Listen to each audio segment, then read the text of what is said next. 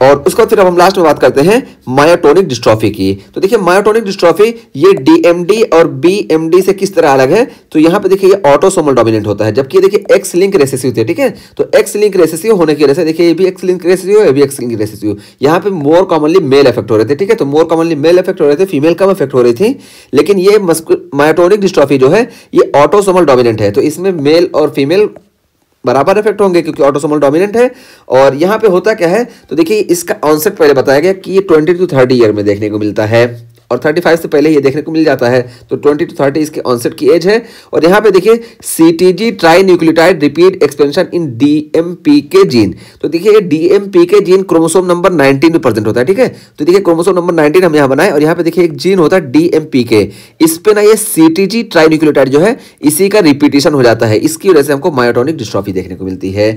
तो देखिए यही यहाँ पे है कि CTG trinucleotide repeat expansion in DMPK gene, तो डीएमपीके जीन पे हमको ट्राई न्यूक्लियोटाइड सीटीजी का रिपीटिशन देखने को मिलता है, रिपीट एक्सपेंशन होता है। और abnormal expansion of myotonin protein kinase, तो इसकी वजह से मायोटोनिन प्रोटीन काइनेज का एबनॉर्मल एक्सपेंशन होता है, जिसकी वजह से हमको देखिए परकुशन मायोटोनिया देखने को मिलता है। तो ये परकुशन मायोटोनिया क्या होता है कि difficulty releasing hand from handshake, जैसे कोई आपसे हाथ मिलाया सलाम किया तो सलाम तो आसानी से कर लेगा, लेकिन अब उसको जब हाथ फैलाना है ना, यानी इसको रिलैक्सेशन करना है, तो इसमें नहीं होगा, तो यही इसी को हम बोलते हैं परकुशन मायोटोनिया।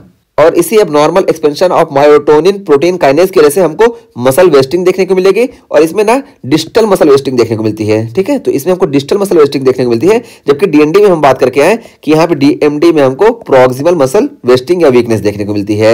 और यहाँ पे देखिए हमको कैटरेक्ट देखने को मिलेगा और टेस्टिकुलर एट्रोफी देखने को मिलेगी और फ्रंटल बाल्डनिंग देखने को मिलेगी और एरिथमिया देखने को मिलेगा। तो ये सारे इसके फाइंडिंग होगी। ठीक, तो हमको ये सारी चीजें देखने को मिलेंगी। और यहाँ पे देखिए इंपॉर्टेंट चीज और थी, उसको हम बता दिए कि हैचेड फेसिस हमको यहाँ पे देखने को मिलेगा मायोटोनिक डिस्ट्रॉफी में। तो ये हैचेड फेसिस क्या होता है, तो देखिए हमको ये सारे फाइंडिंग देखने को मिलते हैं। ये देखिए हम यहाँ पे देखिए माँ को भी दिखाए और यहाँ देखिए चाइल्ड को भी दिखाए, क्योंकि ये ऑटोसोमल डोमिनेंट है तो चाइल्ड और माँ सब इफेक्ट होंगे। तो देखिए यहाँ पे ये देखिए टेम्पोरल हिस्से में टेम्पोरल हॉलोइंग हमको देखने को मिल रहा है, क्यों, क्योंकि यहाँ की वेस्टिंग हो गई, मसल वेस्टिंग की वजह से देखने को मिला।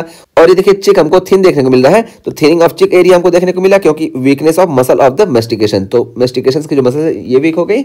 और देखिए हमको टोसिस देखने को मिला, तो ये टोसिस क्यों देखने को मिला, क्योंकि यहाँ पे जो लिवेटर पल्पेब्री मसल्स है ना ये वीक हो गई इसकी वजह से। और उसके अलावा देखिए यहाँ पे हमको ये इन्वर्टेड वी अपीयरेंस देखने को मिला, जब हम माउथ देखेंगे ना तो ऐसे लगेगा ये उल्टा वी है, वी ऐसे होता है तो माउथ इसका ऐसे होगा बच्चे का, तो इसको हम बोलते हैं inverted we appearance of upper lip. तो ये सारी चीज होती है और इसी को हम बोलते हैं हैचेड फेसिस। तो ये हमको देखने को मिला मायोटोनिक डिस्ट्रॉफी में। और यहाँ पे देखिए याद करने का क्या बताया गया कि सीटीजी इन्वॉल्व है तो कैटरेक्ट देखने को मिलेगा, टोपी। ठीक है, टोपी का मतलब क्या हुआ कि अर्ली बाल्डिंग इन मेल्स, तो मेल में हमको फ्रंटल बाल्डिंग देखने को मिलेगी।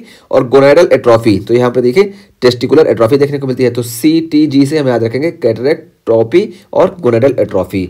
और इसके बाद फिर यहाँ पे बात किया गया muscle biopsy show ring fibres and central nuclei. तो हम मसल बायोप्सी की बात करें तो मसल बायोप्सी में हमको रिंग फाइबर और सेंट्रल न्यूक्लियाई ये देखने को मिलेंगे।